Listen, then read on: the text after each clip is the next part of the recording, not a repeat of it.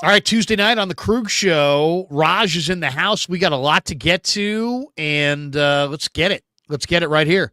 Welcome aboard the Krueger Show, everybody.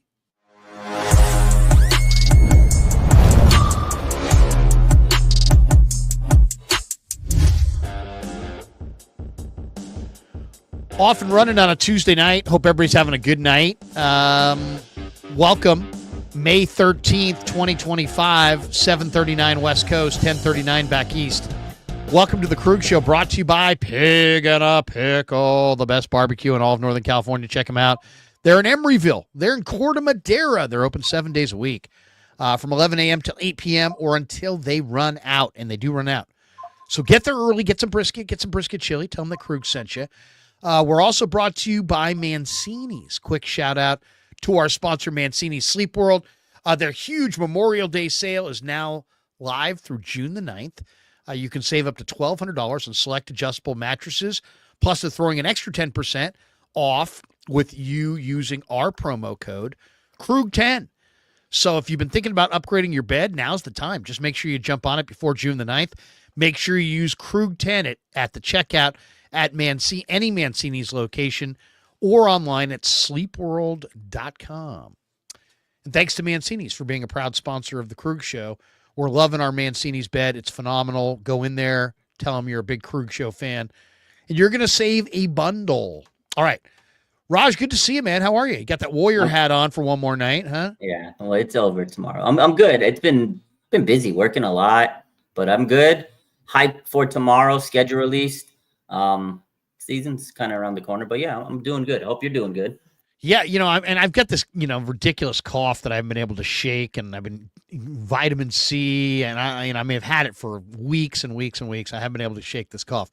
So if you hear me, cough on the side, I apologize. But we are going to do, I want to do this because the Niners, the last couple of weeks, it's been about the draft and, then the undrafted players and who can they get. And, then there's, rumors of this guy and that guy. And there's all kinds of, still additions going on with the roster right now. And I think the Niners will I think they had a reasonable draft.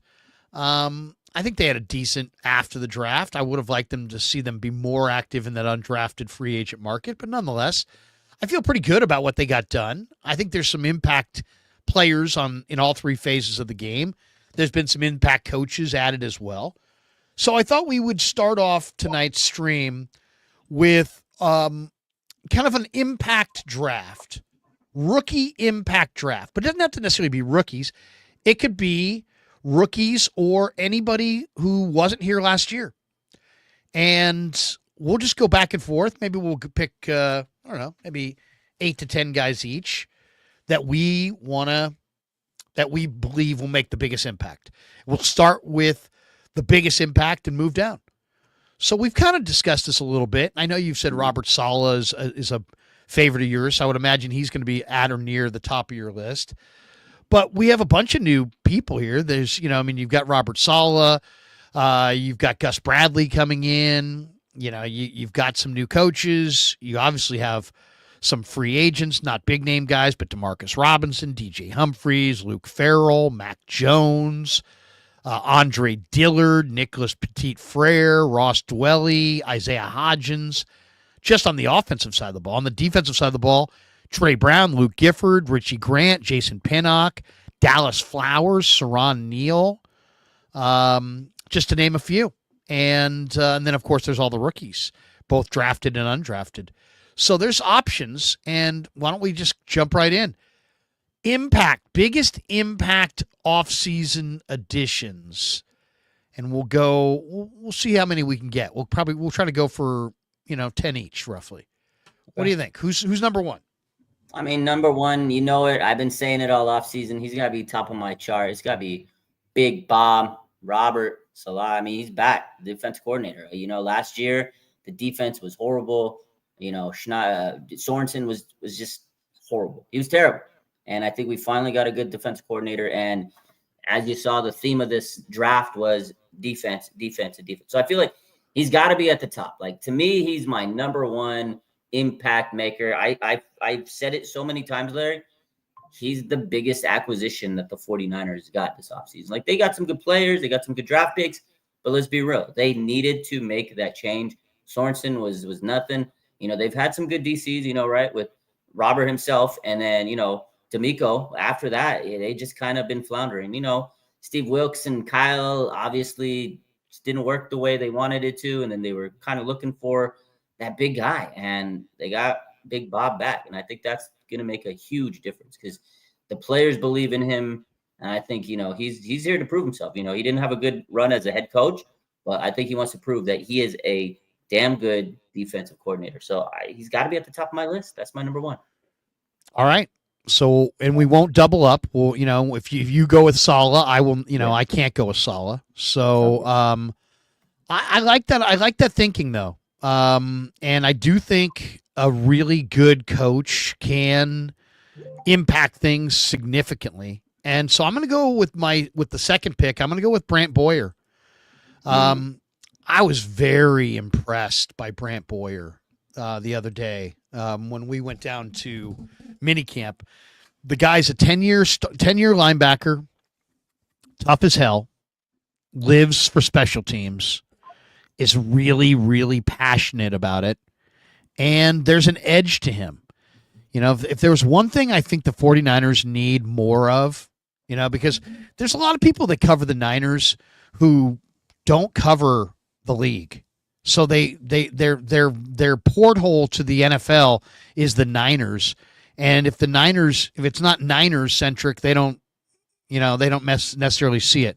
To me, the one thing that I think the 49ers need more of, they need more bad asses.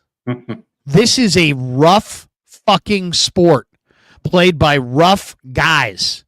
Yeah. You need more bad asses on defense, on your defensive line, at linebacker, on your offensive line, on your coaching staff.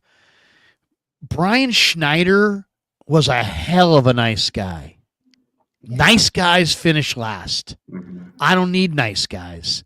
I need tough guys. I need smart guys.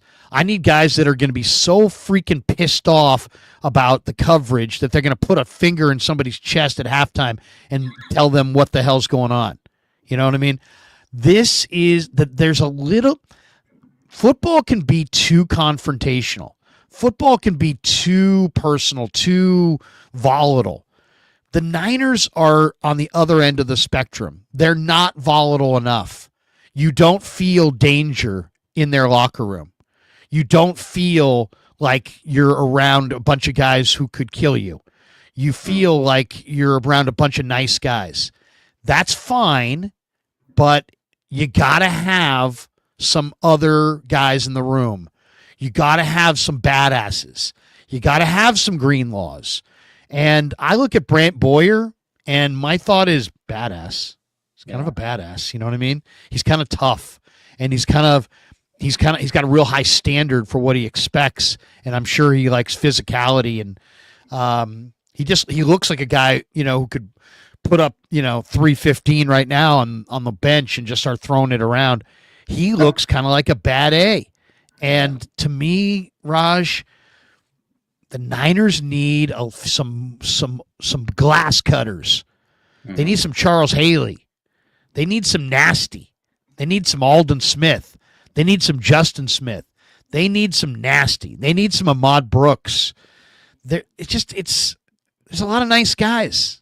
It's a lot of nice guys. It's like I need some more violence, and I need some more anger, and I need some more dysfunction, and I need some more violence. And I just feel across my football team, and that includes the coaches. And I got that vibe, a heavy violence, football, violent kind of attitude from Brant Boyer, and I love it. I love it. So you go in Robert Saleh, number one.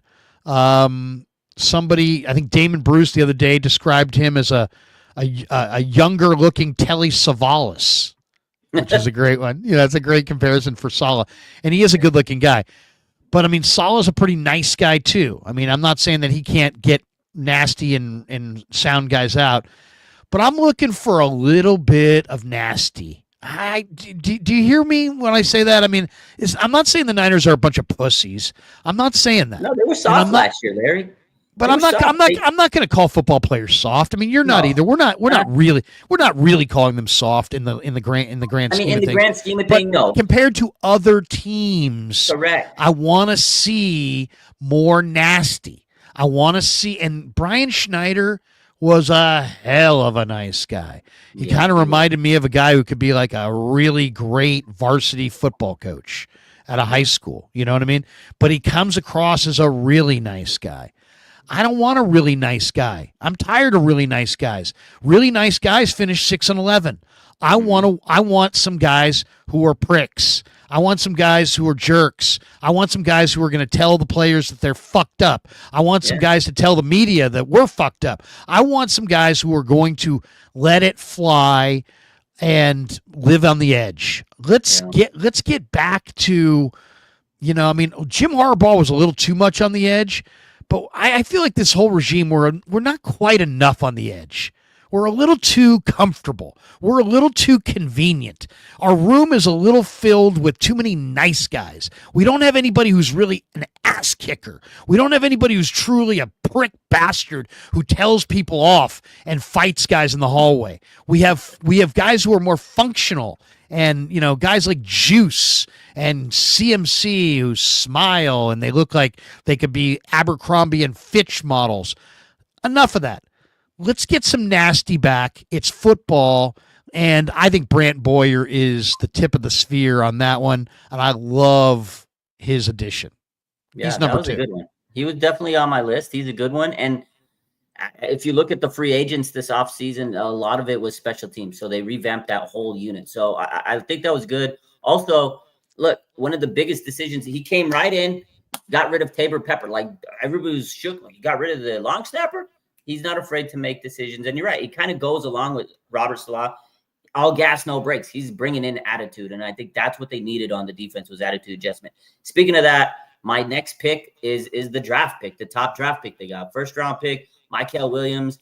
I mean, look at this defensive line. How many times did we sit here last year and talk about they need edge, they need people are still saying, go get Clowney. This is what they needed. They needed a young guy that can come off the edge and play in that defensive system, crash the gates, set the edge, get to the quarterback. And I know Mykel Williams is raw, but he's young. He's got talent. And I feel like already he looked like he was doing great at minicamp. Obviously, it's minicamp. You take it with a grain of salt. But he looks like the part. And he looks like he's going to be the guy to help Nick Bosa. I mean, look at this defensive line. Like Robert Beal, he hasn't lived up to the billing. We all expected him to be something because he's from Georgia, right? Now we got a real dog, a guy that was a first-round pick. He's got the talent. And Drake Jackson, he's gone. His knee injury, I told you, Larry, his knee injury was not looking good. He's gone. They need an edge rusher, and they got one. To me, he's the second biggest addition. He was their crown jewel draft pick. And, I mean, you need to get a blue chip. This offseason was built around youth, getting the talent, the draft picks, and he was their biggest draft pick this offseason. I mean, there's a lot of other good ones that I'll probably list. You'll probably list some too, but to me, that's the biggest addition. He was their home run addition to their defense. And, if he pans out and he can hit his ceiling, wow. I mean, look around the league. The Bengals, right? They got Shamar Stewart. Now, he's having issues. He can't even show up to minicamp. Like, imagine if the 49ers would have got that guy. And I'm sure he'll sign eventually and everything's going to come to pass. But the Niners don't need drama. They don't need players that are going to be holding out to camp. They need guys that are going to come in, learn the system, and get ready to whoop some ass, like you said, right? You need a guy that's going to come in, and he knows his job, and he knows he wants to play some football. And so far, all signs point to him coming in, and he's ready to rock next to Nick Bosa. He says he can't wait to learn from Bosa. You got the big, new defense. So to me, Mykel Williams is my number 2. That's Robert's big guy, his big draft pick. Did you get a chance to read Barrow's rookie impressions article on The Athletic today? Yeah. And one of the things that he said was that Mykel Williams made a very, very strong impression on Chris Kasarik during the rookie minicamp. I mean, I thought he looked good, but I didn't notice Chris, with any incredible impression of him or not. But Barrows said that, and I trust Barrows inherently. He says Mikael Williams made a very strong impression on Chris Kasarik, so that's interesting, and that's exciting as well. So we're 3 picks in. Raj went with Robert Saleh. The question is, who's going to make the biggest impact for the Niners of the new players, the new coaches, new personnel? 1, Robert Saleh. 2, I went with Brant Boyer. 3, he went with Mikael Williams. And now it's back to me with the 4th pick. And I'm going to go with C.J. West. I loved what I saw from C.J. West in this mini camp. I just loved everything about him. Everything about him, Raj. The strength, the quickness, the attitude, he even looks like he looks far rangier and more athletic, I thought, in minicamp. I was expecting him to look more compact and kind of sawed off because he is, 6'1" and change, 320. But he actually he's actually kind of a big 6'1", and he moves well for 320. And that 320 is not bulked up weight at all. It's not bulked up lifting at all. That's his walk around weight. And CJ is just so quick, so explosive, and he plays the game on his feet. I love his lateral agility. To me, CJ West is I think the best defensive player they got, and we'll see. I think he's going to make a huge impact, though, because think about it. With Mikael Williams, you could start Sam Aquinu, right? You could start Yatir Gross-Matos. You got a couple guys there that have played in the NFL and played pretty well, especially Aquinu this last year. But are you going to play C.J. West over? Are you going to start Kevin Givens or Kalia Davis or Jordan Elliott over C.J. West? Probably not. So I think C.J. West is going to be a very, very good 49er. I love that pick. I loved everything I've seen from that kid on the field, off the field, in interviews. Chicago kid who's tough as nails. There's some nastiness there. I think he makes a huge impact, Raj. I think he's good against the run right away, but I think there's quickness there where he can move and make plays in the backfield against the run and also hunt quarterbacks a little bit on some key downs. So I don't see him only as a first and second down guy. I think C.J. West has all 3 down capability, and I think he is going to be monster. So my impact number 4, I'm going to go with the 4th pick. I'll go C.J. West. Yeah, I like that pick. He was definitely on my list. He's probably the next one I was going to pick. I'm a huge C.J. West fan. I think he's going to be just super stout in the middle. He's going to be a run stuffer. He's already got that energy. You could tell he wants to go and improve himself. He's hungry. That's the type of guy you want. Everybody's comparing him to DJ Jones. If he's anything like DJ Jones, it's a hell of a pick. QB hater, right? Certified QB hater. So, yeah, hell of a pick, Larry. My next pick. Yeah, who's number 5? My 5th pick right here, or the 5th pick to me, is linebacker Nick Martin. I was so happy with this pick because, look, they lost Dre Greenlaw. Everybody was so sad. People were crying. Fred Warner he did an emotional farewell post to him. Dre Greenlaw. Everybody loved Dre Greenlaw. Fan favorite. I get it. They needed to replace him. And the 49ers know how to develop linebackers. This guy, I am so excited. He's got speed. He can hit you in the mouth. He's got that lateral side-to-side ability. If he can become the player that he is able to play, and the linebackers that the 49ers develop, if they can make him what we think he can be, he might just be as good as Dre Greenlaw. And I know it's a big if, but this guy has all the tools to be, that big, nasty linebacker next to Fred Warner. And I'm excited because look at last year.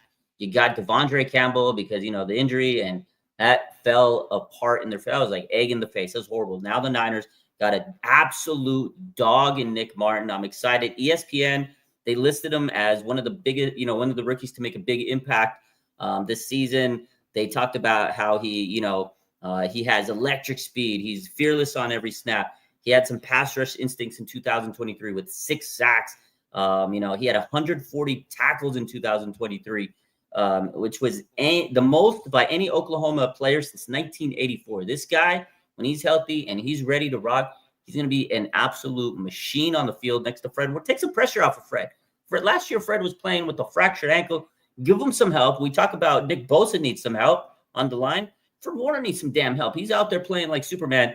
Now you go give him a guy like Robin, a Nightwing, and I think Nick Barton is going to be very exciting, and he's going to make a lot of people forget about Dre. I know that's going to be hard to do because he's big play Dre, the goal line stand. He made so many big plays, but I think if Nick Martin can hit his ceiling, he's going to be amazing. We are going to love him. His spider chart is off the charts. Have you seen his spider chart? Let me show you this. Yeah, it's incredible. You don't see, it's unique. You don't see that many spider charts that kind of look like this. John Chapman, our friend, put this out. Look at that. 81st percentile. And that's wild, man. That's insane. Look at that thing. Vertical. First of all, height, super low. Weight, super low.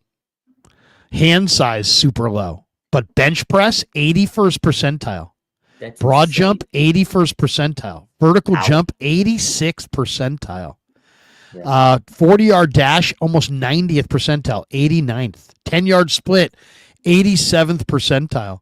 Isn't that wild, man? It's like he as far as height, weight, hand size, arm length, and he's all like 33rd percentile or lower. But bench press, broad jump, vertical jump, 40-yard dash, 10-yard split, he's almost in the 90th percentile for some of those things. That's one of the most interesting spider graphs I think I've seen on a player. I think Nick Martin that's a great one. That is a great one. I wanted to see if I could put something out here for Nick Martin. Nick Martin, the closing speed that he has is just spectacular. And I'm seeing if I could find a clip of him. Got a lot of explosive abilities. And he is so freaking explosive. Yeah. And he's just a really fun guy to watch. One of my favorite players to watch in this draft. He said he never bought any other player's jersey than Fred Warner's. He's a dog for real. Love it. Love it. He's already fit. I really love the guy. I could just tell. Yeah. Yeah. Here's the play I want. Well, I don't know if I can show that. He was chasing down Worthy. Oh, I saw that. Yeah. Did you see that? Yeah, I saw the highlights when he was drafted. He looks good, man. I know last year he was injured with the knee injury, but like I said, when he's healthy, the guy's an absolute freak athlete, man. Someone in the chat said that if he was drafted if he came out of the draft after 2023 and it was in last year's draft, probably would have been a first-round pick. Honestly, he probably would be a 1 or 2 round type linebacker. He was that good coming out. Look at this guy, by the way. I'll share the screen on this. Look at this freaking monster. This guy's just athletic. To me, Raj, this guy is the poster child for what Robert Saleh, all gas, no brakes. Absolutely. And I think this guy's the perfect guy to describe that because he will overrun some plays. But this guy's passion and his tackling ability and his speed and his strength are off the charts. This guy had more tackles last year for Oak State than anybody has had at Oklahoma State since 1984. Jeez. That's a long time ago, dude. I was 14 years old in 1984. You know how old I was? You were probably not alive. I was born in 1984. You were born in 1984. Yeah. Literally, seriously. You were born the last time Oak State had a linebacker that had more tackles than Nick Martin. Yeah, 1984. That's a long time, dude. That is a long time. I'm not saying you're an old guy, but I'm just saying, that's a long time. I'm an old guy. That's a long time ago, Larry. What the heck? All right, so you're going Nick Martin, and I'm glad you went Nick Martin there because if you hadn't gone Nick Martin there, I would have gone with Nick Martin. Okay, so now I'm up at number 6. I'm gonna go with Connor Colby. Oh, I like that. Now, somebody sent me a video today of Drew Moss, and Drew Moss looks good too, by the way.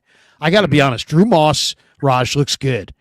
He reminds me a lot of Jarrett Kingston from last year.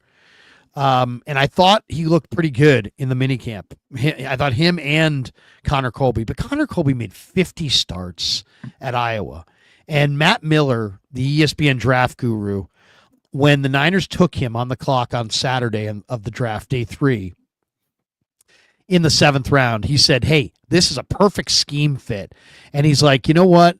He's like, bottom line is, when you make 50 starts at Iowa and you're a perfect scheme fit, odds are you could be a plug and play type player. Yeah. And I kind of think Connor Colby is going to, nothing against Ben Barch. I like Ben Barch. Nothing against Burford. I like Burford. They've got some depth on offensive line now with Hennessy and Zakel, and they've got some other guys that they can lean on. They brought in 3 different tackles in just in the last week alone. But I like Connor Colby, and I think Connor Colby is going to wind up starting maybe at right guard with Pooney moving to left, maybe at left guard with Pooney staying at right guard. But I think Connor Colby's going to start for the 49ers at guard, and so that's impact. You start at guard, that means you're playing a ton of snaps, and I think Connor Colby, he's my 6th pick there. I think he starts at guard. Yeah, I like that pick. That's a guy that I was definitely going to consider because you basically, like you said, you got to plug and play. You got a guy that's going to start. Like you might have just drafted your next starting offensive lineman, your left guard for the next couple of years, right? Pooney and Colby, that could be a very good, formidable offensive line. We've been crying about offensive line, and Aaron Banks is gone, right? We don't know what Burford's going to do, so I feel like that was a good pick right there. My next pick, this one. Yeah, what do you got? Number 6, number 7. Surprising. So I'm going to go away from the rookies. I'll come back to them because there are some other players I want to talk to you about. But this guy, kind of under the radar. Not a lot of people are talking about him. But I honestly, now that I've kind of went back and I've looked at the offseason and how they're constructing this roster, tight end Luke Farrell, I honestly think this was an absolutely solid pick because, last year, George Kittle, we know how good he is as a blocker, but you want to help him out in the blocking game, right? They just haven't had that extra tight end to give him that oomph. Luke Farrell's not going to go out there and catch much. That's what George Kittle's there for. He's an offensive weapon. They need to use him as an offensive weapon. So I think Luke Farrell was brought in, and we all know he's going to replace who's the tight end they had blocking tight end before? Charlie Warner from years ago, yeah. But I mean, last year Saubert, I think. Well, yeah, sorry, he's there to replace Charlie Warner. I feel like they really didn't replace that role, and Charlie Warner was a very, very good blocking tight end, and I think they needed to reclaim that position. And honestly, I feel it's gonna be an underrated pick. Like he's not gonna go out there and get you a lot of stats, but he's gonna help George Kittle and this run offensive system, the blocking system. He's going to go out there and help a lot. Like he's a very, very good, formidable blocking tight end. I think it's an underrated part of this team, because last year, what was it? They couldn't run the ball. They couldn't block for Brock Purdy. And I think he's going to help in a lot of ways that people may not see. He's not going to be making a big difference in the box score, but I think out of all the free agents that they signed, to me, he's going to have probably the most impact because he's a very good blocker. We all know Kyle loves people that can block, and it's going to open it up for George Kittle in theory. So to me, I got Luke Farrell. I was actually looking back. I was like, this might have been the most underrated signing the 49ers got. So that's the way I'm going. You surprised me, bro. You're surprising me. I will say this too, full disclosure, and I never like to hide anything from the audience. In all of the last couple of weeks, I have not done the deep dive on Luke Farrell yet. I haven't really looked at him that much. Blocking tight end, it's just not one of my favorite films. You know what I mean? But I do believe in you, and if you like him that much, I'll check him out. I will check him out. I like that too because it's one off the radar. All right, with the 8th pick in our who's making the biggest impact on the team in 2025 grades, I'm going with Mac Jones, and I just really believe that Mac Jones is not a friend of Brock Purdy's. And, this whole, hey, Brock and I, we knew each other from Bama. These guys hate each other. I'm just joking. I'm joking about that, but they're not. Brock doesn't like Mac Jones. Mac Jones doesn't like Brock. Brock has what Mac wants. Brock, doesn't want Mac to take what he's got. Mac, I think, is an NFL starter. I think Mac Jones is going to be a great addition. I really do. I think he's smart enough. I think he's good enough to operate this system. I think he's a major upgrade from Dobbs and Brandon Allen. And I think more than anything, this was a great pickup, even if Mac Jones doesn't play. Because just the fact that you got a guy who's been an NFL starter, who was drafted 6 rounds before you were drafted, sitting right there. And and Mac Jones is young. Mac Jones has got a pretty decent arm. Mac Jones processes what he sees. According to the people who know him, he's very, very bright. The ball comes out on time. At least it did consistently when he was at Alabama. I think he is going to play the best football of his career for Kyle Shanahan. And I think we are all going to notice that this guy's got real talent. I think the number one person that's going to notice is Brock Purdy. And I think Brock Purdy is going to wind up elevating his game and playing in every snap possible so that Mac Jones never gets on the field. And I think Mac Jones represents real competition for Brock Purdy. Now, a lot of people are like, oh, Mac Jones sucks and this and that. Okay, it's easy to say that, but Mac Jones was drafted in the first round and put up very good numbers at Alabama and was a Pro Bowler in his rookie year. Now, granted, Pro Bowl, it is what it is, but he didn't really start to suck until they started their receiving core fell apart and they started using defensive coaches on the offensive side of the ball. And then he went to Jacksonville and, Jacksonville's Jacksonville. But I think just Mac Jones, just that he represents a threat to Brock Purdy will bring out the best in Brock Purdy, and a motivated, dialed in Brock Purdy. I thought one of the most significant things, I haven't talked to you since we talked last week to Kubiak, but I thought Kubiak's line of the week was like, Brock Purdy's had a great offseason. He lets us coach him hard. He wants us to coach him hard. He demands us to call out his flaws and make him work on his weaknesses. And he's had a phenomenal offseason. And I just loved hearing that from Kubiak because, Raj, you know it and I know it. I mean, all these picks, they all matter, and all these draft picks and all these free agent signings and it all matters. But like none of it matters as much as how is Brock playing. And the fact that he looks good this offseason is great. And the fact that Mac Jones is there I think Mac Jones represents we're going to get the best out of Brock. So I'll put Mac Jones as my eighth pick. Even if he doesn't throw a pass, he'll have a severe impact because he will make Brock Purdy play better. No, I like the pick. I mean, at the end of the day, you need a backup quarterback. He's better than who they had last year. I mean, no disrespect to the quarterbacks they had last year, but you remember when Sam Darnold came in a couple years back? He came in, he was backup. Everybody's like, oh, Sam Darnold's terrible. But he elevated his game, and now he's a starting quarterback in the league. So I feel like, if anything, Mac Jones is going to play motivated, so he has one more chance to maybe latch on to a team that needs a starting quarterback in a year or two. So this is his audition.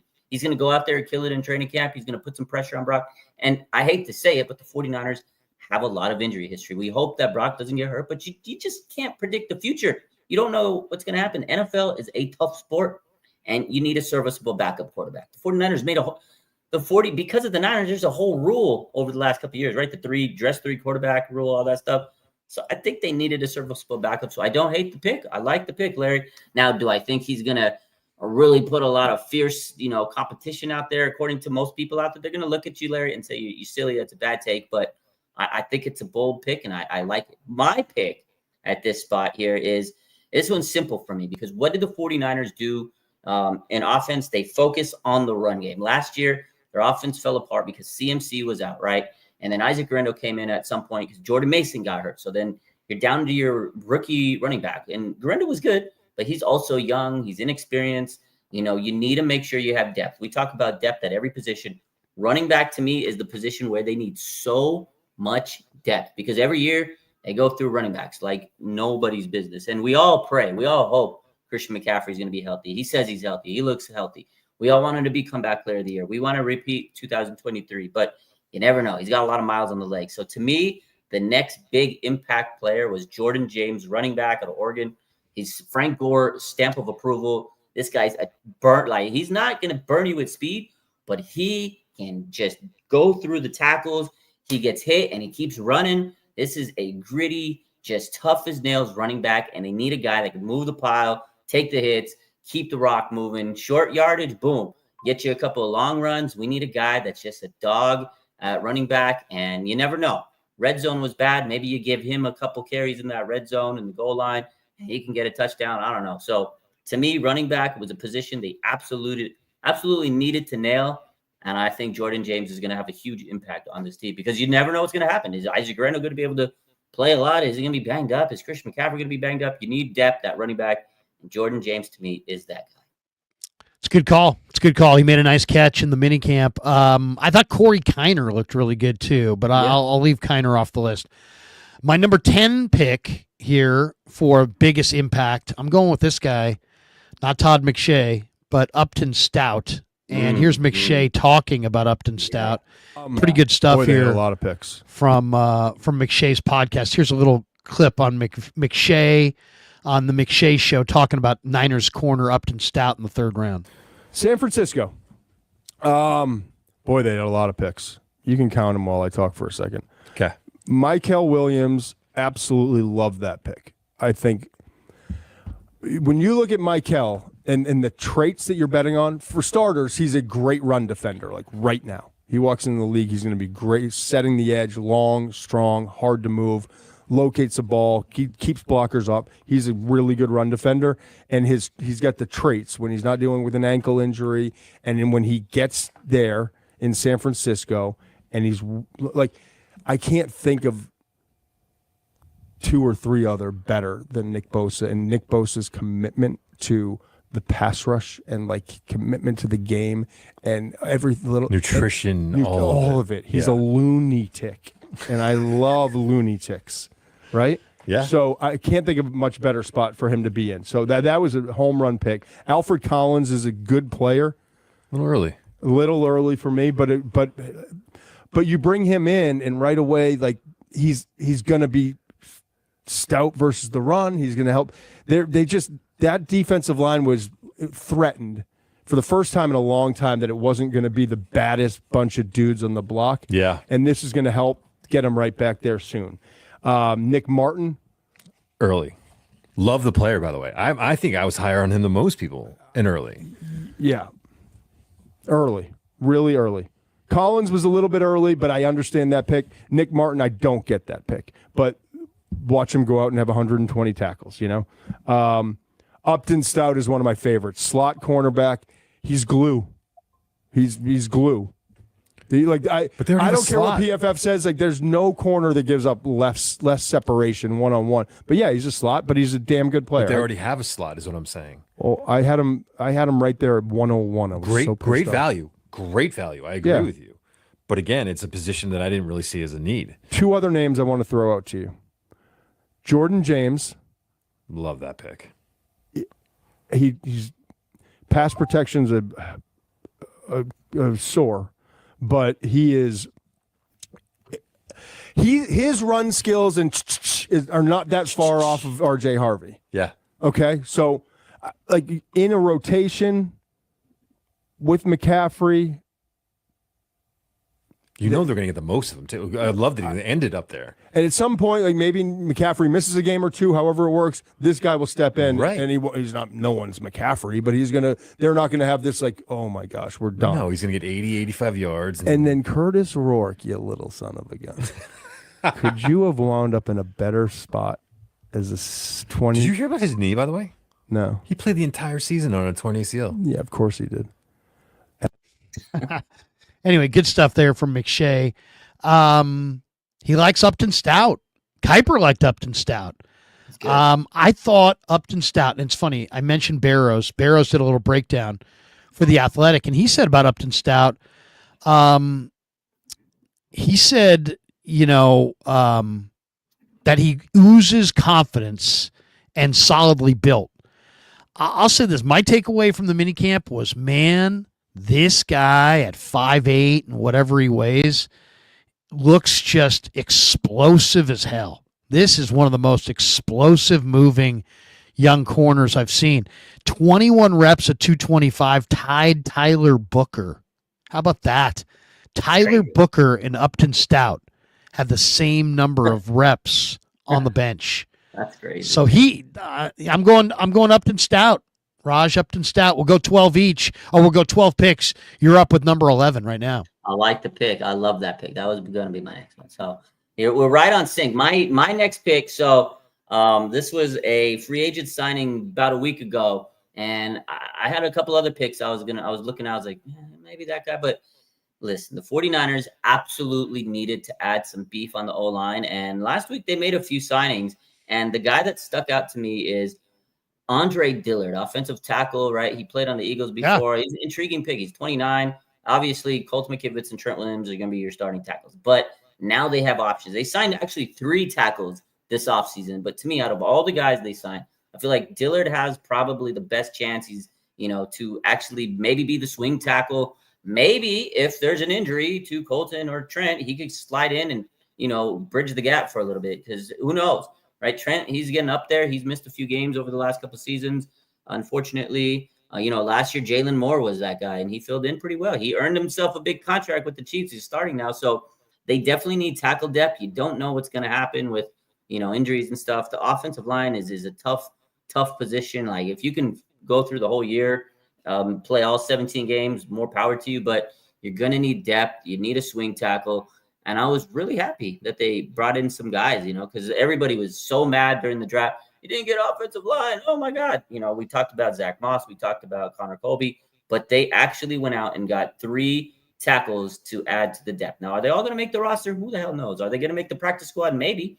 But Andre Dillard, to me, is an intriguing pickup. And I think he can, at least for the very least, be a decent swing tackle. And if there's an injury, maybe he gets catapulted to the offensive line starting on a day or so. So I thought that was the next big pick, in my opinion. Yeah, I love that pick. I really did. I mean, I love that pickup, I should say. I want to share the screen on Rob Rang, my good buddy, scouting buddy, who has a video that I just located on Andre Dillard from probably when he came out of college for the draft. And here he is at the workout. What I love about this is just the foot speed. I mean, that's a lot of speed for a big man. This is a big man. Look at that. It's pretty good speed right there. It really is good speed. I know, he played at Wazoo for the Pirate Leach. Rest in peace, Mike Leach. Then Dillard goes to Philly. It didn't work out. He went to Green Bay. I like that, though. You're right, though. I mean, to me, Andre Dillard, Nicholas Petit Frere, who I liked at Ohio State, his whole problem is he just can't anchor. So, he can't, you can bull rush Nicholas Petit Frere into the quarterback, but he's got, really long arms, in some ways the prototypical body. There's a reason that guy wound up playing for Ohio State. I mean, he's a big, talented guy. But I kind of like, and DJ Humphries, of course, was in Kansas City last year. He's been around. He's had some injuries. Between Dillard and Petit Frere and Humphries, I feel like they're covered. They're covered. And Austin Pleasance, one of those 4 or 5 guys is going to wind up being the swing tackle, and I think he'll be all right. I think Dillard is a decent candidate. I think Petit Frere, I said he lacks power, but to anchor, but I think he's a decent candidate. So, yeah, I like Drew Moss and Connor Colby. They're inside additions.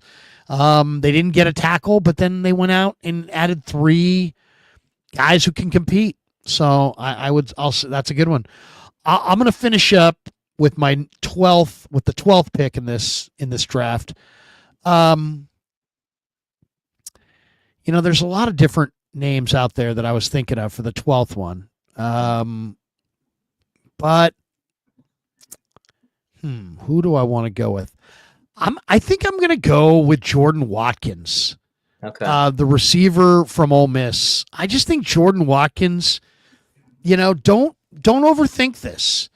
This guy has it all.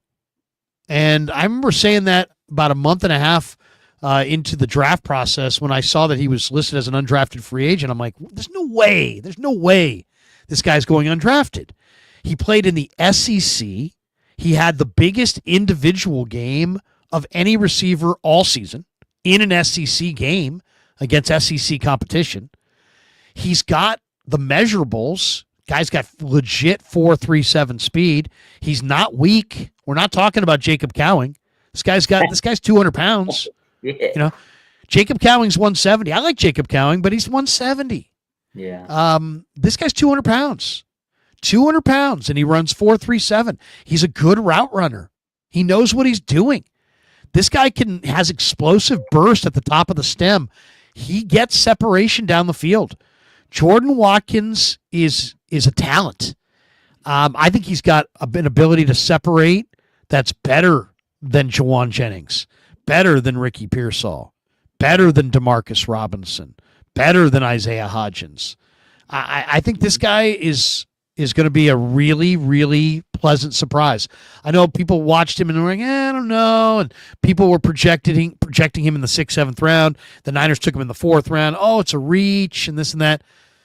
You know, all you really have is, does the guy have traits and production? And then what kind of guy is he? And as long as the guy's a pretty decent guy, and this guy is, then does he have traits? Well, yeah, he does. This guy's got good hands and he runs 4.37. Does he have production? Yeah, he does. So, to me, there's lots of rookie receivers struggle. I think Jordan Watkins is going to be a really nice player. I think he can do some of the things that Debo did within 5 yards of the line of scrimmage. I think he can do some of the things that Ayuk did down the field. And I think he is the guy that nothing against these other guys, right? Demarcus Robinson, decent NFL receiver, veteran, nothing against Isaiah Hodgins, good possession receiver, kind of slow. Nothing against Isaiah Nair. He's a freak of nature athlete, but he, has been kind of a workout warrior. Nothing against Junior Bergen, but he might be more of a return guy. He's a return guy, yeah. But Jordan Watkins, I think, is a receiver and a receiver of note. So I'm going to go Jordan Watkins for number 12 to round us out. So just to restate what we have here, let me just type in Jordan Watkins on my list because I'll tweet this out later. All right, so we went with the impact draft, top 12. Raj went first. He went Robert Saleh. I went second. I went Brant Boyer.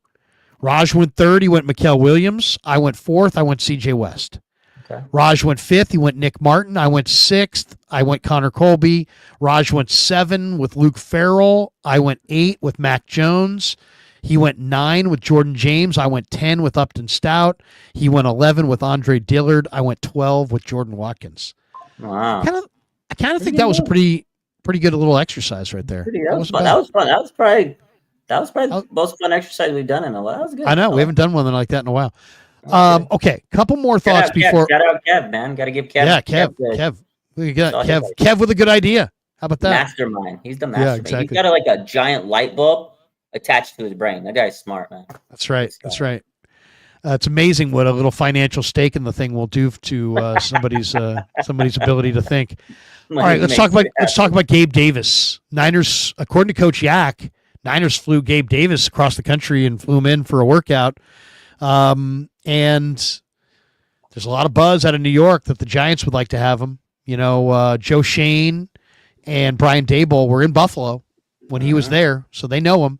He worked out for the Giants today. He worked out for the Niners yesterday. He's coming off a knee injury, but he's a downfield receiver. He's not a burner per se, but he's got great size, 6'2", 215 pounds, very strong. Had an amazing playoff game against Kansas City in 2021. He's only 26. Yeah. This guy's got a big body. He can block down the field. I think the Niners could use if you said, what could they really use? Now that they've got those 3 tackles backed up, I would say they could use help on the perimeter.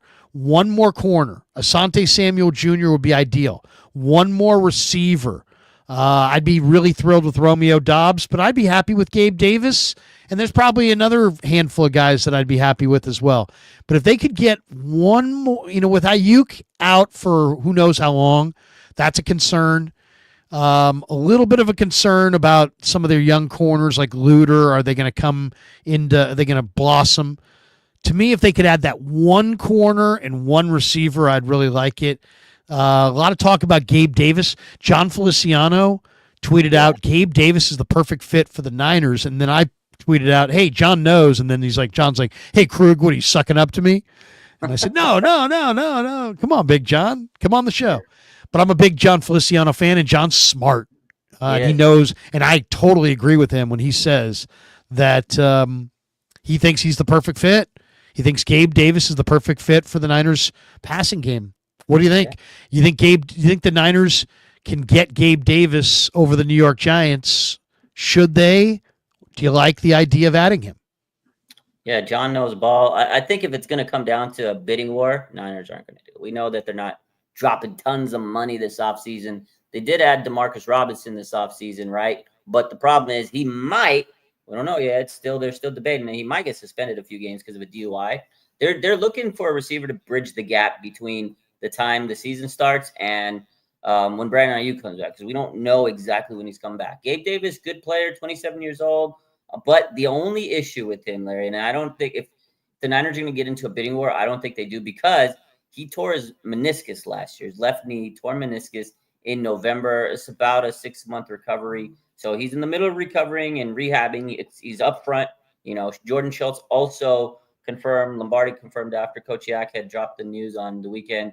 And the biggest thing his agent said is, he's looking to, rehab his knee while he's still looking at teams to try out. So I feel like the 49ers don't want to get a guy that's coming off a knee injury to replace a guy that's coming off of a knee injury. So I feel like they won't pull the trigger when push comes to shove. I wouldn't hate the move if he, I feel like he'll be healthy by the time the season starts in training camp. Like a meniscus in these days, it's pretty straightforward recovery. But I can't imagine there's going to be a bidding war. He's just not good enough. I'm saying if it does come down to it, I don't think the Niners go to it. But, I mean, you're not going to go and pay this guy like a lot of money. You're going to give him a veteran type deal. But I feel like the 49ers, just because of the injury risk, they're like, because the Niners don't want to get any more of these injury, prone players. They're trying to recoup with newer, younger players, although 27 is pretty young for a receiver, So I wouldn't hate the move. I would like the depth. Again, the Niners have a very young receiver, group. We all know Juwan Jennings. He told Kubiak that I'm the number one receiver. I'm the top guy.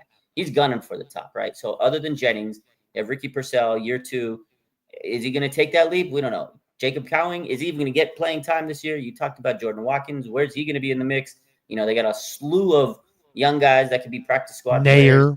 Nair and Demarcus Robinson, but he might miss a few games because of suspension. So they need depth. At the end of the day, you need a receiver. So would I hate the move? No. But I don't know they're going to pull the trigger because of the injury. If I'm John Lynch, I spend at least 4 or 5 phone calls calling Brian Gutekunst of Green Bay and just seeing the lay of the land. Because from what I'm reading, the Packers drafted Matthew Golden in the first round. They took Savion Williams in the 3rd round. Yeah. They already had Jaden Reed. They already had Romeo Doubs. They already had Christian Watson. They already had Dontavion Wicks. They brought in McCole Hardman. They already had Bo Melton. They just have way too many receivers.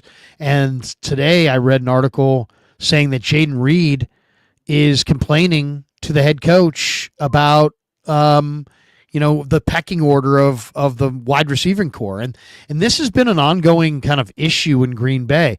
They have depth at receiver, but they didn't have anybody who they felt like was true number one.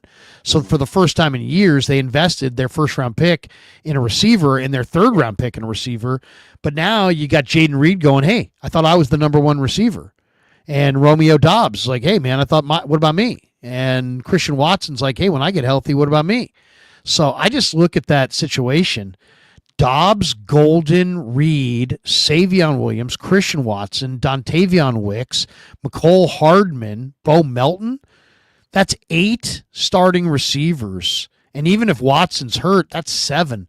So I think I would be calling Green Bay and just saying, hey, which of these guys do you not want? Because if I'm the Niners, I would take any guy they don't want. They don't want Dobbs, I want Dobbs. They don't want Wicks, I want Wicks. They don't want Melton, I want Melton. They don't want Watson, I want Watson. You see what I'm saying? It's like I would try to give Green Bay. I'd even throw them a player or a pick or whatever, satisfy them. Because I think if the Niners could get one more really nice receiver, I think even without Ayuk, they could still make some noise this year. Yeah, give Brock another weapon. Another weapon. One more weapon for Brock. I'd love to see it. And the nice thing is you got Jordan Watkins, so he's kind of your 4-3 guy. You don't really have to go find any speed. The Danny Gray search is over and all that. You don't have to worry about that anymore. You got a couple guys who run in the 4-3s. Now it's just about adding maybe one more receiver who's got maybe some good size. Gabe Davis wouldn't be bad. All right, a couple intriguing names before we get out of here. The Niners paid Stone Blanton, according to what I'm reading, $92,000 guaranteed. He had a phenomenal year in 2024 for Mississippi State. Raj, the more I look at Stone Blanton, the more I see kind of a Caucasian version of Tatum Bethune. That's basically the same guy. I mean, you've got, guys that are really, really dependable on first and second down as run defenders, but also really maybe a step slow and could be isolated on third downs, on passing downs in the pass game. But I'll tell you, the Stone Blanton's interesting because if you look at his game log, I mean, in the SEC last year, the guy had 14 tackles. I would say he had 10 or more tackles 5 times or 6 times. That guy's a tackling machine. I'm eager to see what Stone Blanton looks like because Tatum Bethune can make tackles. He's just not fast enough. Maybe this guy's a little bit of the same. Yeah, no, you hit the nail on the head. He's coughing. Larry's coughing. You hit the nail on the head. He's a tackling machine. Now, they needed a special teams linebacker. He'll probably get slotted in right away as linebacker. But I got a question here. You said 92,000, 92, Garrett? I make more than that at a part-time job. Is it 92? Are you sure that's guaranteed? 92K? Hopefully he's making more than 92K. No, that's not his contract. I think that's just the bonus money that he got to sign the contract. That was the signing bonus. So last year the Niners gave 380. They gave 380 to Evan Anderson.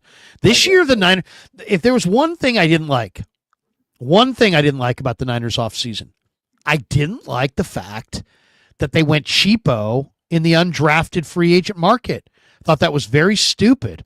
I thought that was very short-sighted. That's one of the most profitable markets there is.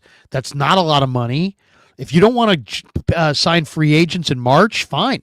But don't give away undrafted free agent signings when you have as many holes as the Niners have. I mean, Jared Ivey went to Seattle.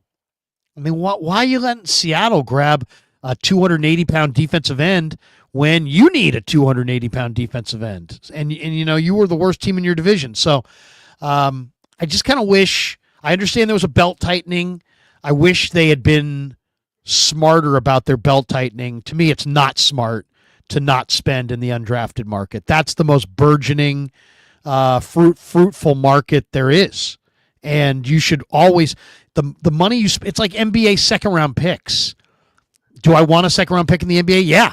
And I want to buy 2 or 3 more because they're lottery tickets. And maybe you'll hit, and maybe you won't. But the value of what it costs to what you potentially could get out of it makes it a very, very fruitful market. And I think the UDFA market in the pro game has become that. And I wanted to see the Niners. They always do well in that market. And for that reason, I wanted to see them maybe get a couple more guys than they got. It didn't happen, but they did give Blanton the most money bonus-wise from what I can tell. And I'm eager to see what he is. He's a baseball player as well. He played at South Carolina, transferred to Mississippi State. He's from Mississippi, so it was kind of a homecoming. But the guy had 125 tackles in the SEC. Yeah. And we're talking about some of the greatest athletes in the country play in the Southeastern Conference. So, the stopwatch Raj says he's not fast enough for the NFL. He'll be cut. and so on and so forth. He'll be a footnote. But I'll be eager to see how he moves. I'll be eager to see how Tatum Bethune moves, because I'll say this about both those guys. If you're just looking for a linebacker on first and second down that can play the run, I think both those guys could do it really well. It's just a matter of can they not get burned for touchdowns on third down. Yeah, he looks like, and a lot of people are probably saying that could be the next Chris Borland. He's a tackling, which, like, what did Chris Borland do? Just fucking tackle. 14 tackles, 13 tackles, 12. This guy is a tackler. Like, yeah, he might not be the fastest out there, but he could tackle. And you know what? The Niners did lose Demetrius Flanagan-Fowles. I know it's not a big, significant loss, but they need that linebacker on special teams. And Bethune, last year it was kind of mixed bag, right? He didn't get a lot of playing touch. This guy's going to be able to compete.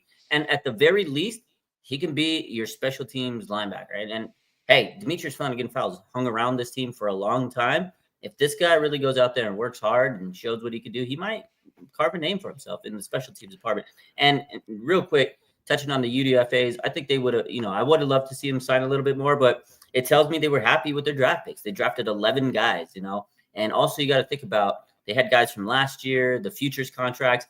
Not all of them are going to probably make the team. They know they got to build their practice squad. So I feel like the guys they got, they know they're going to bring them back, put them on the practice squad. Maybe they'll make the 53-man roster. But I just feel like the Niners were like, well, we can't sign all these guys because they may not even make the practice squad, because they have a very deep amount of play. Like, if you look at this roster, all 90 of the guys, there's some damn players that you're like, he could probably start on another team. And that's because the 49ers do a very good job of drafting, late round picks, undrafted people. They scout, these waiver pickups, right? They pick up, the Nayers of the world and Storm Blackwood, and they stick them around, right, on the back end of their roster. And then eventually they make the roster, they work their way up to special teams. Like, that's one thing you got to, give the 49ers credit for.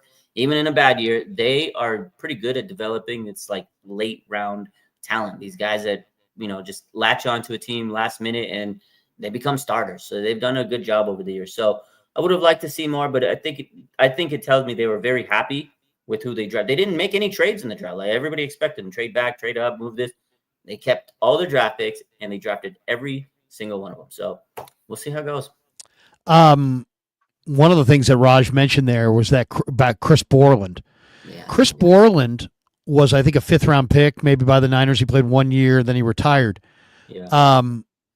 He ran 4.78 for the combine, at the combine that year. Yeah. And I'm pretty sure both Tatum Bethune and Stone Blanton run better than 4.78. So if you have the instincts and you know how to play the game, you can survive. I mean, Chris Borland had a great rookie year. Nobody was saying he was too slow, too small, too anything. He was making 10, 12, 15 tackles a game. He was looking amazing.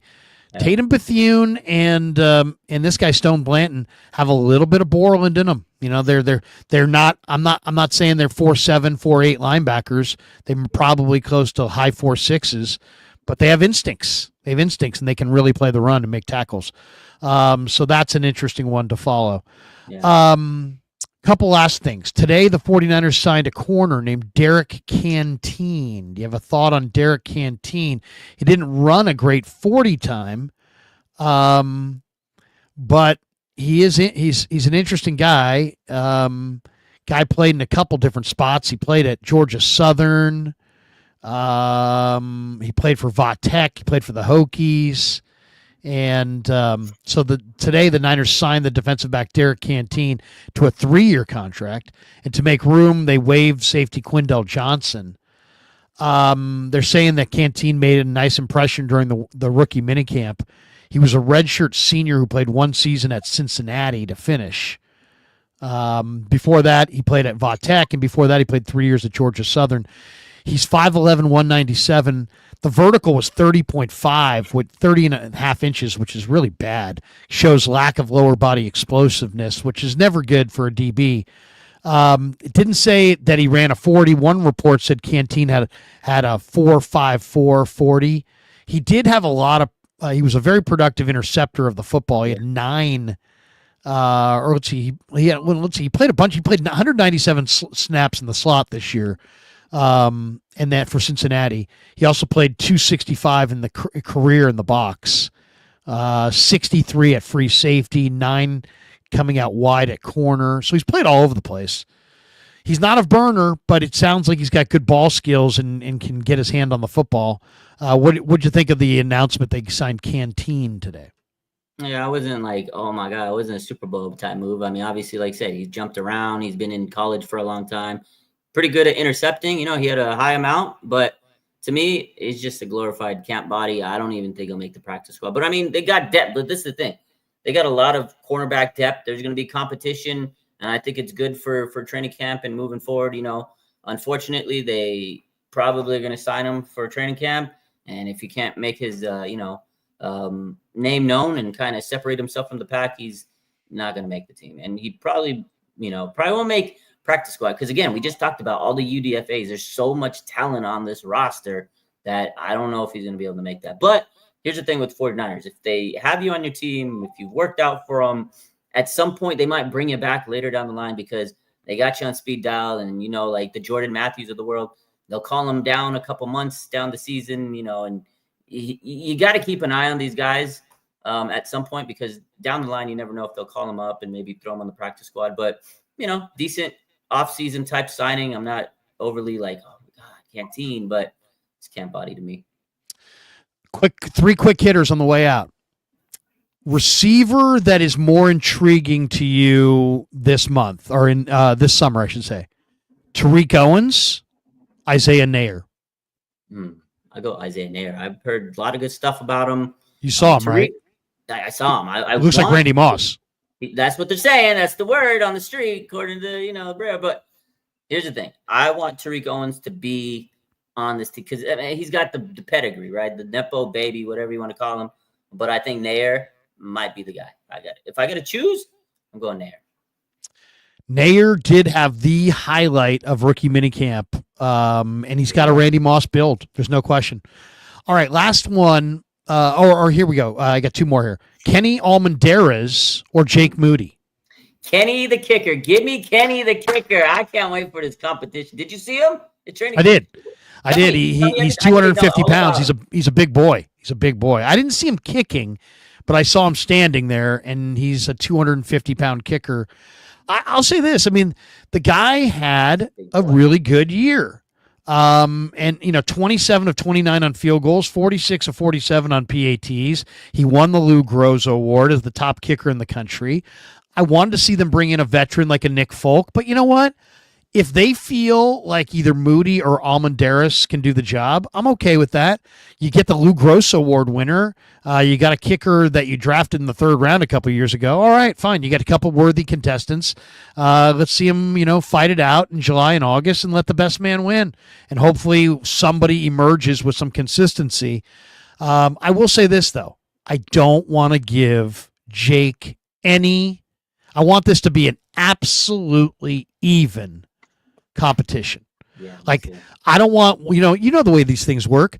There's always an incumbent, and it's like there's always some guy. Well, Jake needs to be an 8, but Kenny Almendarez needs to be a 10. No. Let's say they're both starting at ground zero, and whoever's better, go with that guy. Yeah. Don't flinch. Don't. Well, Jake wasn't as good, but he's the incumbent. And 3 years ago, we invested a 3rd round. Fuck all that. Yeah. They're both. Pretend you just met them both, and whoever is better, go with that guy and don't look back. Yeah, even playing field. I don't want to play favorites. Right. Yes, I agree. I want if Jake Moody wins the competition, he wins the competition fair and square. I don't want him to be. Yeah, I want him to. If he wins, he wins, and that's what I want. This is what it needs to be. Now, if Kenny whoops his ass, see you, Jake. Go pack your bags, man. Go figure it out. No doubt. Last minicamp thought, and then one on the schedule, and then we'll jet after we hit our supers here. One of the things that caught my eye this weekend, or at the Ricky minicamp, wasn't even anything that was done on the field, but it was more something that was said. Junior Bergen, who's a favorite of Brant Boyer. Brant Boyer is such a believer in Junior Bergen. This is the return man the Niners drafted in the 7th round, who had 8 punt return touchdowns at Montana. He averaged 17 yards per punt return. Boyer's son was the kicker on that team, so the Niners feel like they have insight into the player that other teams don't. Anyway, Junior Bergen showed up, Raj, at the minicamp, and he said, I want to be in the Hall of Fame. It's been my goal since I was a kid. What do you think of that? He's got a dub mentality, man. He's got a good mindset. I saw that. I saw the little interview, and he said that. I posted on my page. I thought that was cool. For a 7th round pick to have that energy, like, it's like, oh, okay. But I mean, who knows? We don't know. The story hasn't been told. He hasn't played a down of football. You can't sit there down him. You can't sit there and say he's going to do it. But I love the mentality coming in as a 7th round pick. Hey, look, Brock Purdy was a 7th round pick, right? So this guy's ready. He's hungry to make a name for himself. I didn't know the backstory that his, Brant Boyer's son played with them in college. That's a pretty cool story now. So I didn't know that. Obviously, this was a Brant Boyer pick. They told Brant, hey, draft's finishing. Go get your guy. And they got his guy. And he's a return man. Now, can he replicate that in the NFL? Who knows? Because he played in the FCS. It's a little different competition. But I love the mindset. It's a W mentality. And you can't go wrong with guys that want to be great. Greatness is not easy to achieve. But if you can believe it and you can manifest it, that's a good thing. I have patience all the time. And I tell them, hey, look, keep your head up. If you believe it, you can achieve it. You got to have that positive mindset. So I love it. No, I mean, to me, that's an eye-opener. Because when a guy wants to be in the Hall of Fame, that means his goals are high, and that means that his odds of making the team may go up. Just because he's not thinking about making the team. He's trying to be the best player ever. We'll see. Tomorrow, the schedule is officially released, I believe 5 o'clock Pacific time. I'll be doing my Niners Nightly tomorrow at 6. We'll react on KMBR to what the schedule looks like. From what I'm hearing, the 49ers will not play internationally during the 2025 campaign. My good buddy Dave Softy Mahler also put out some communique on social media that seemed to indicate that week 1 is going to be Niners Seahawks in Seattle. Is that what he's saying? Yeah, that's the rumor. So the rumor is it's going to be 49ers Seahawks week 1. The 49ers opener is going to be on the road against the Seahawks. So we'll see. It's not official, but that's what he's saying. So Sam Darnold against Brock Purdy in Seattle, week 1. Is it national TV? You think, or is it? Do you think it's? You think it's going to be?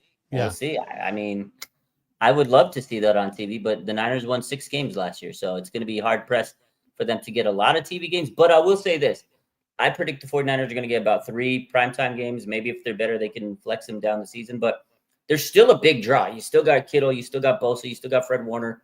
There's still the 49, Trent Williams, CMC. There's still a big draw, and I think they can at least get 3 primetime games. I don't know. Week 1, there's probably some spicier games that they're probably going to throw on primetime, right? Thursday night opens the season with Eagles, Cowboys.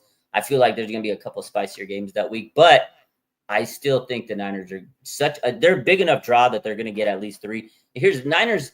Our fans travel to anywhere. Like even through a 6-win season, they were packing stadiums like nobody's business. So they're going to get some primetime games, but I don't think that one's going to be primetime.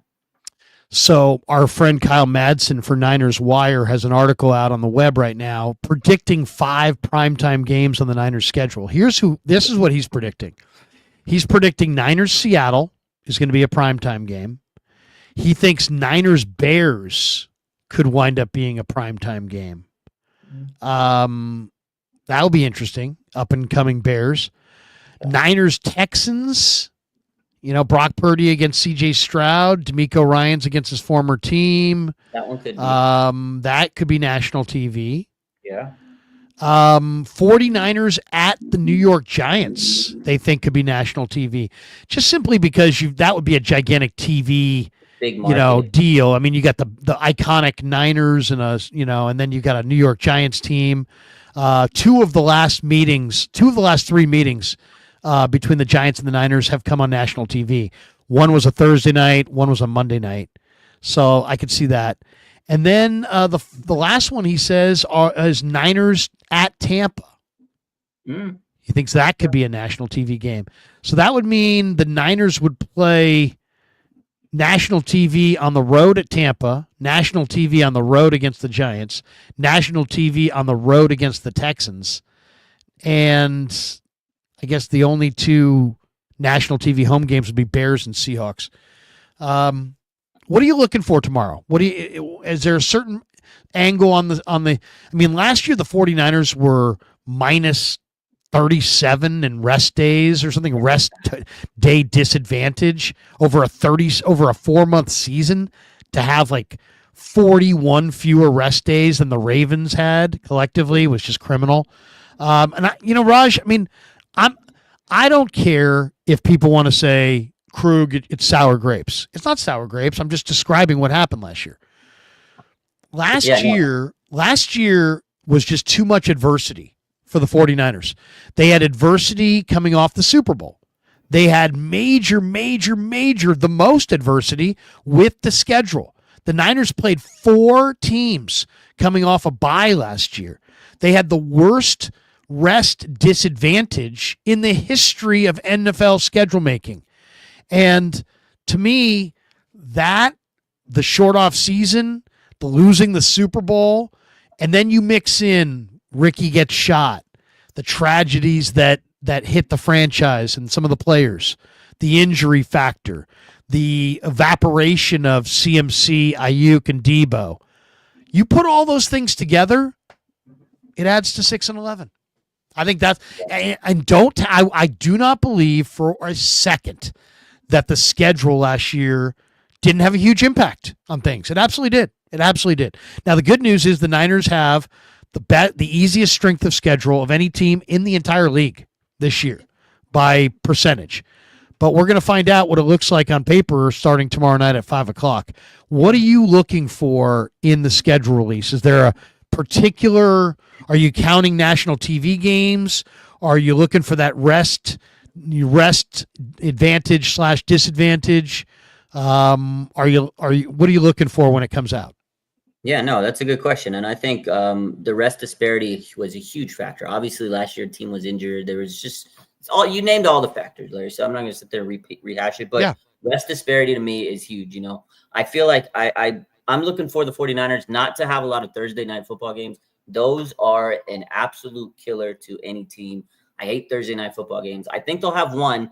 I get it. Every team, they're trying to make sure that, they have a Thursday night football game in every conference. I think the 49ers and Rams will probably play a Thursday night game like they usually do, or the Seahawks, but I think it's going to be the Rams this year. I feel like that's a Thursday night game. You can write it. It's a division game. Boom, book it, easy money. I just don't want the Niners to have a lot of 2 Thursday night games. That really killed them, because not only they're going to have an easy schedule, but they also have the 5th most miles travel. Obviously, being on the West Coast, right? You're going to travel when you have to travel to New York, coast to coast. It is a very tough situation to be in. So I feel like the 49ers not traveling a lot, or the 49ers traveling definitely impacts them too, right? Being on the West Coast, then having to play in the East Coast. I hope that those games, that's the ones that kill me, those traveling games. So because of all the miles, I feel like they better try to make sure the 49ers don't have any more of those Thursday games. I want to make sure they have a few primetime games. Like I said, 3 would be ideal to me. The bye week, I hope it's not super early, because if you get it early, you got a long way to go until you get any type of rest. So last year was pretty good. It was in the middle of the season. I hope they get that bye week in the middle of the season, or a little bit week 12, 13, so you get some rest, and then you have a good stretch run through the rest of the season. So looking for a good, bye week, not too early. I feel like 3 primetime games would be good. No Thursday night game, maybe 1, because it's probably what's going to happen. And just hopefully that the 49ers can get some good luck, good vibes through the schedule, because last year, they got hosed with the way that it was set up with the rest and traveling and injuries, and that hurt them. So hopefully this year is a good one. I'll tell you what, the first thing I always look at when I look at the schedule, because the way the NFL is, it's all about the pressure that you feel, right? So I always look at, what does the beginning of the year look like? Some years I can remember there have been years like where I look at the Raiders schedule and they're playing, the Ravens on the road in week 1. They're playing, the Chiefs at Arrowhead in week 2, and they're playing the Steelers at Heinz Field in week 3. And it's like, what? It's like whoever made this schedule just said, we're going to put a fork in the Raiders by getting them off to a terrible start.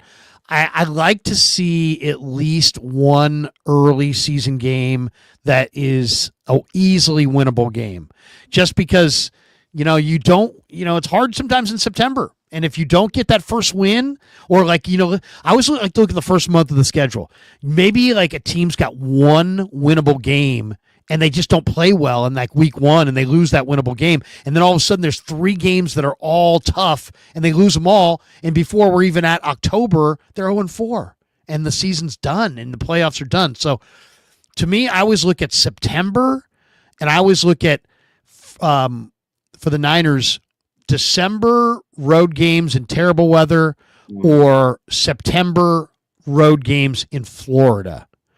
You want to stay out of Florida in September. You want to stay out of Buffalo and Green Bay and those places at the end of the year.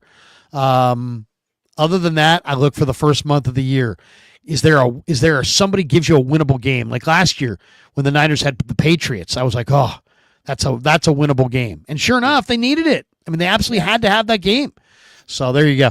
MSQ will hit our 7 supers. Will bolt. MSQ says, I asked Larry this before, but Raj, if all the best current college football players were put on one team, no matter their graduating class, could they beat the worst NFL team?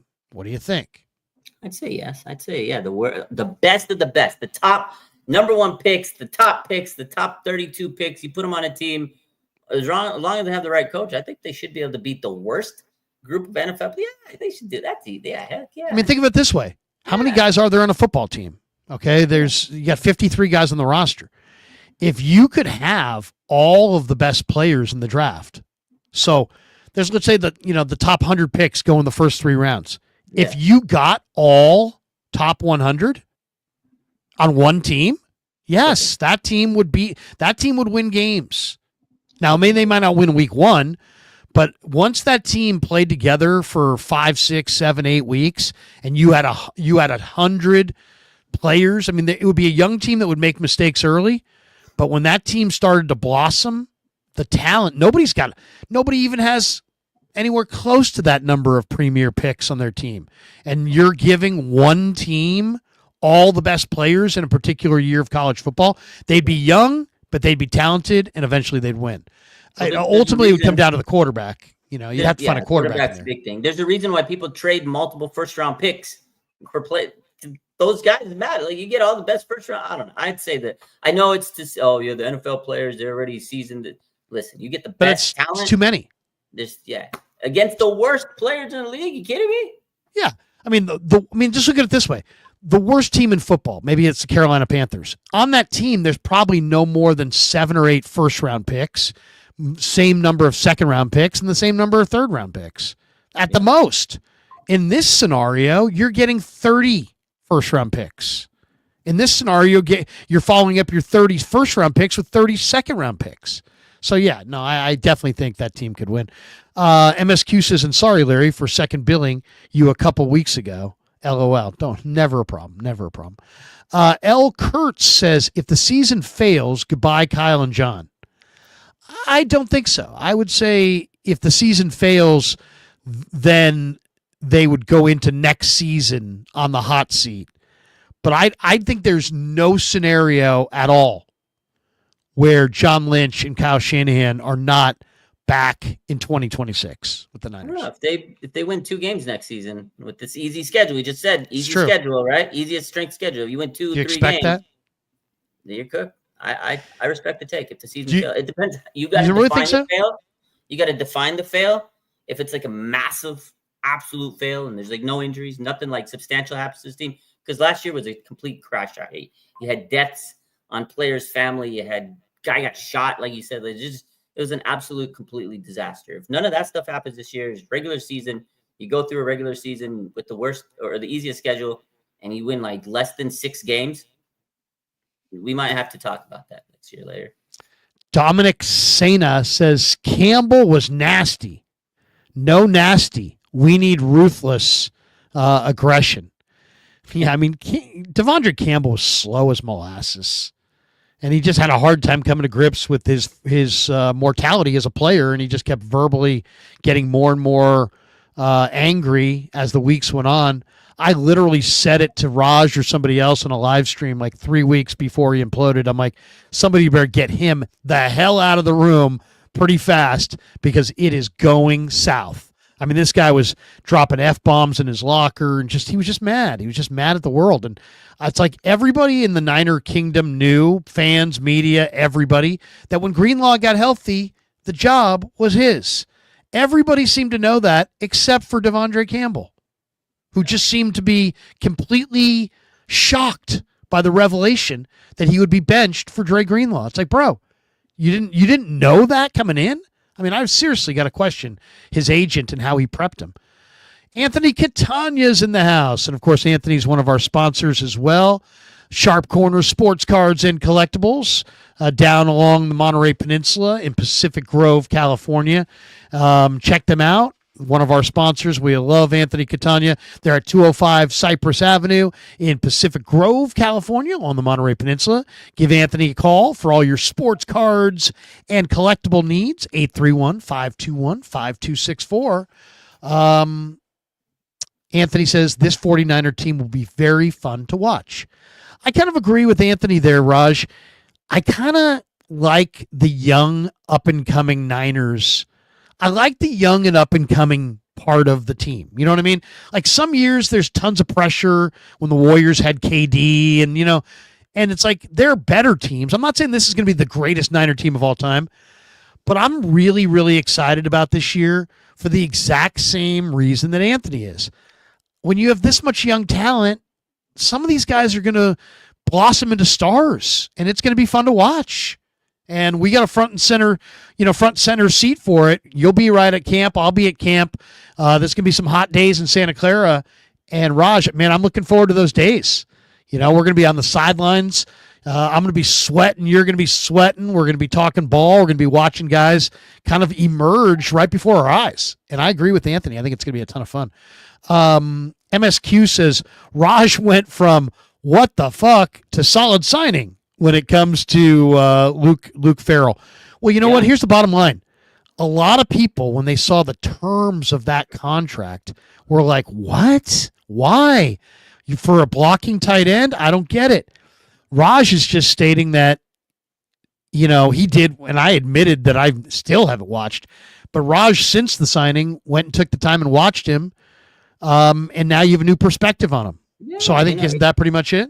Well, not only that, but you look back through the whole entire offseason, and again, a lot of times you see free agency, you're not seeing all the players people get upset, people are crashing. Oh my God, Niners aren't making some, but you have to kind of wait and see, let the offseason go, let the free agency period go, let the draft go. And after I've seen everything they did, and now I see the roster and you see how it's constructed, it makes sense. And I've looked them up and this and that, and I just feel like he's going to be an underrated pick. Nobody's talking about him because he's blocking tight. What the hell you need a blocking tight? Charlie Warner was a damn good blocking tight end for 49ers, and they missed it. They need he's like an extra lineman, right?